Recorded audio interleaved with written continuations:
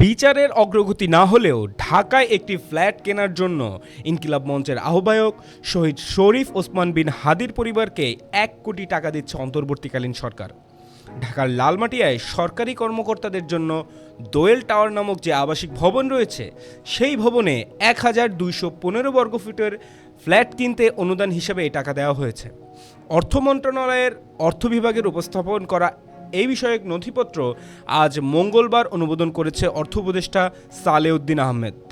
অর্থ বিভাগের সূত্র জানায়, শরীফ ওসমান বিন হাদির পরিবারকে ফ্ল্যাট কেনার জন্য অনুমোদন দিতে সম্প্রতি অর্থ মন্ত্রণালয়ে আবেদন করেছে গৃহায়ন ও গণপূর্ত মন্ত্রণালয়।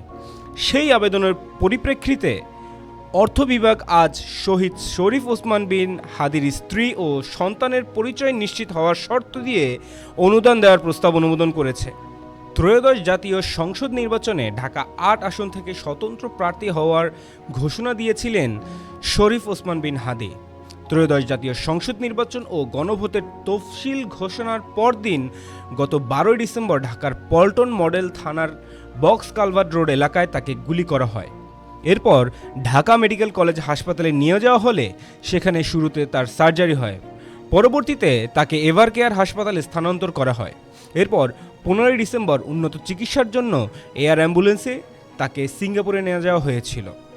সিঙ্গাপুর জেনারেল হাসপাতালে চিকিৎসাধীন অবস্থায় ১৮ ডিসেম্বর রাত ৯:৩০টার দিকে শহীদ শরীফ ওসমান বিন হাদি পরলোক গমন করেন। এদিকে শরীফ ওসমান বিন হাদি হত্যা মামলার প্রধান আসামি ও ছাত্রলীগের সাবেক নেতা ফয়সাল করিম ভারতে পালিয়ে গেছেন বলে জানিয়েছে পুলিশ। শরীফ ওসমান বিন হাদি মারা যাওয়ার পর জাতির উদ্দেশ্যে দেয়া এক ভাষণে প্রধান উপদেষ্টা অধ্যাপক মোহাম্মদ ইউনূস বলেছিলেন, রাষ্ট্র তার স্ত্রী ও সন্তানদের দায়িত্ব নেবে। তার মৃত্যুতে একদিনের রাষ্ট্রীয় শোকও পালন করা হয়েছিল। উল্লেখ্য, শরীফ ওসমান বিন হাদির ভাই ওমর বিন হাদিকে গত ১৫ জানুয়ারি যুক্তরাজ্যের বার্মিংহামে বাংলাদেশের সহকারী হাইকমিশনে দ্বিতীয় সচিব পদে ৩ বছরের জন্য চুক্তিভিত্তিক নিয়োগ দিয়েছে অন্তর্বর্তীকালীন সরকার।